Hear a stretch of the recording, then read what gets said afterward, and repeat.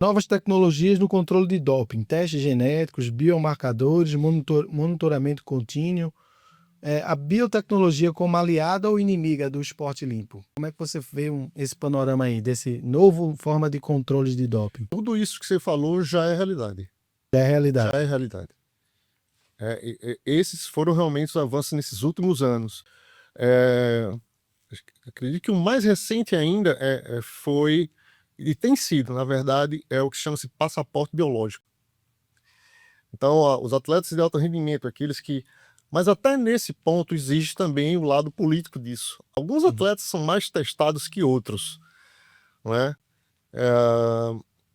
Eu tenho exemplo de uma atleta brasileira, sem citar nome, mas eu lembro que ela foi testada em um mês 4 vezes. Se você já fez um exame, já é o suficiente, porque esse exame, se você fizer 1 semana depois ou 2 semanas depois, o que foi utilizado vai ser detectado. Mas ela fez 4, porque estava numa competição e etc. Mas além disso, né, a questão não é só ser testado, a questão é que já faziam isso, já fazem isso, já faziam e começaram a fazer exames fora de competição. Então, às vezes, você estava treinando, né, o atleta estava aqui... Isso é muito comum, foi muito comum no meio do UFC, até que o Dana White baniu a usada do UFC, que o UFC era assim, o cara tava treinando, chegava a usada lá, os atletas do UFC saíam correndo pela porta do estúdio. Como a usada assinou com a UADA, ok. Se você não faz parte, você não está monitorado. Ou seja, a NBA também não está assinada lá com a UADA.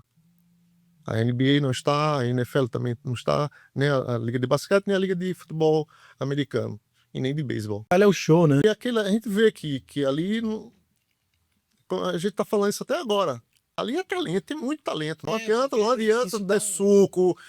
Isso dá um novo podcast. O que é que vale mais? É o show do esporte, o esporte, entretenimento ou esporte? Isso sempre tá, o freak show, você lutar o MMA pelo show, ou o esporte pelo show, ou pelo o chato do esporte, porque o esporte tá ficando chato também. Então, assim, esporte como entretenimento, valia tudo para ter um show com performances de todo mundo no pico para o show do esporte. Aí é uma questão ética também, se dá um bom podcast, quais os limites éticos disso, de profissão, mas se o esporte é um show, por que não liberar o show?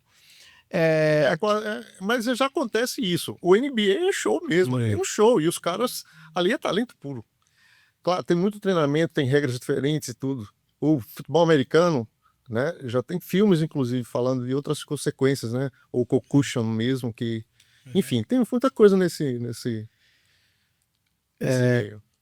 Como as universidades, a gente indo para um caminho de educação e prevenção, né? Como as universidades e academias podem atuar na prevenção do uso indevido de esteroides?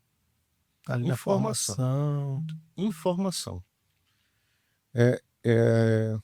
Por isso que eu quero crer que é por isso que eu consigo falar com todos no meio em relação a quem fez uso, quer usar, não usou, já parou, enfim, quem pesquisa, quem não pesquisa, porque antes de tudo é ser verdadeiro, ser autêntico. Então, tem falando sobre hormônio no livro? Tem. Tem falando como que se usa, tem também. Tem falando o que é bom? Tem. Tem falando porque também tem. Então, esse tipo de informação, ela tem que ser aberta. E é incrível que hoje você tem acesso a tudo, às vezes apenas aqui, e às vezes você não sabe como buscar. Mas, antes de tudo, é informar. Então, assim, tem condições de conseguir grandes performances, etc., com outros recursos que são ergogênicos. Eu estou falando de recurso realmente que vai ajudar a melhoria da performance. Não estou falando de uso de hormônio, porque até isso entrou como um codinome, sem haver necessidade de uso de hormônio. E existe também como se utilizar o hormônio, dependendo da particularidade, sem ter todas essas consequências.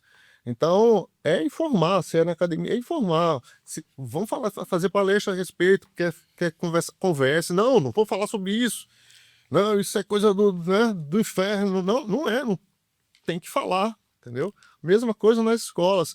Mas é incrível que mesmo hoje, né, pleno já século XX, a gente tem resistências contra isso. Eu tive resistências em colégio para fazer pesquisa, colégio que eu trabalhei como professor já, tanto de educação física, treinamento, academia, na parte acadêmica de faculdade, existem resistências. Não, porque a gente não quer ver, não pensar que vai estar usando, não, ao contrário, né? A gente está informando, a gente está buscando informar, e não negar a informação. Agora, se você tivesse aqui um momento de dar uma dica para profissionais de saúde e atletas, que dica você daria como uma das maiores autoridades de uso de anabolizante sobre esse tema? Estude. Essa é a dica, estude. Messi. A gente acabou de falar de informação, mas, se eu não me engano, eu até concluo assim, né? A pior droga é a ignorância. Essa mata mais do que qualquer droga. Então, estude, corra atrás, não sabe como, pergunte a quem, né? Mas você é responsável do que você faz para si. Por isso que doping, inclusive, o que aconteceu com o Ben Johnson, muitos falam, né, trazendo, você fez uso. Ele afirma, não, eu fiz uso durante muito tempo, mas não foi essa substância. Olha só, o que significa? Que mesmo que alguém tenha sabotado, não importa. Se constou na amostra dele, ele que responde. Então hoje até os atletas, como é que você não é negar a informação, é falar, só você é atleta, está competindo em alto rendimento, nem a água mineral de outra pessoa você deve aceitar. Veja a delegação norte-americana quando viaja. Eles levam até água mineral. Porque isso existe muito. Eu posso chegar aqui e colocar a Free, né? Lá, do Maranhão. O puro suco aí, Coloco lá, né? acabou. Pronto, batizei a água dele, ele tava lá com epinefrina, alguma coisa lá, bebeu, tá no sistema. Quem vai responder é ele. Então, assim, inclusive o fato de você negar, fazer o exame é considerado também. Você é também advertido ou suspenso por conta disso. Aqui mais uma pergunta aqui. Se você tivesse a oportunidade de conversar com um atleta que foi banido por doping, exemplo, Ben Johnson, o que você perguntaria para ele? Hum. Eu já conversei já com atletas. Eu tenho um amigo assim que já. Interessante o que eu já perguntei e já respondi é como ele se sente, né, em ter sido pego, como ele se sente ter sido pego, sabendo que tem vários outros também usando a mesma coisa. Existe muita revolta, né? Então não é à toa que o caso realmente do Ben Johnson foi emblemático. O do Lance Armstrong também foi muito, porque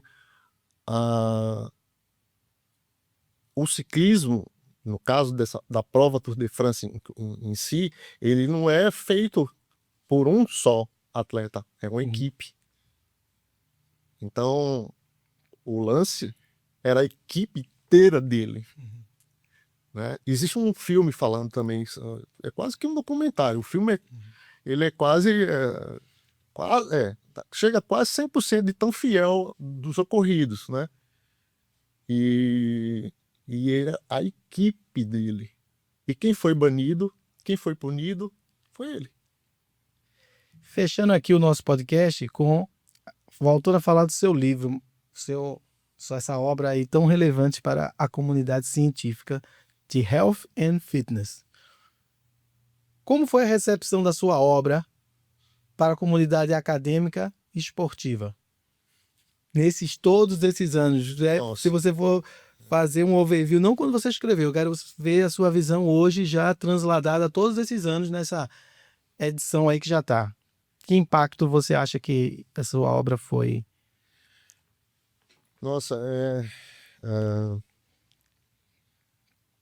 o impacto eu ainda não consigo perceber mais tanto assim, mas hoje realmente, agora já que você colocou aqui toda, 20 anos depois da obra. eu nunca imaginei, Esse livro já foi para faculdade e já se formou, né? eu nunca imaginei Chegar tão longe. alcançar. Pois é, hoje eu falo, não, o livro é muito bom, o livro é famoso, o livro está em todos, menos o autor. O autor não. O autor continua underground, né, no backstage, mas o livro não. Quantos países está no livro? O livro realmente é famoso. Quantos Bom, países? hoje, com a abertura da Amazon, tá todo planeta. Tem um. Idiomas, quantos idiomas? Bom, até agora só em 2, né? Espanhol e português. Estamos fazendo. Já é um spoilerzinho para o inglês, mas o alcance hoje é universal, porque Isso. a Amazon já está, né, à venda na Amazon, o e-book dele já desde 2019, se eu não me engano. E eu tenho esses feedbacks que eu recebo, aí que tá, desde surpresas que são de outros, não sou eu que estou indo buscar. Então, assim, eu tenho um amigo nosso que eu conheci, inclusive, durante o pós-doutorado lá na marca. Ele é indiano. Starman. Eu chamo ele de Starman, o nome dele é Kudeep, porque ele é astrofísico.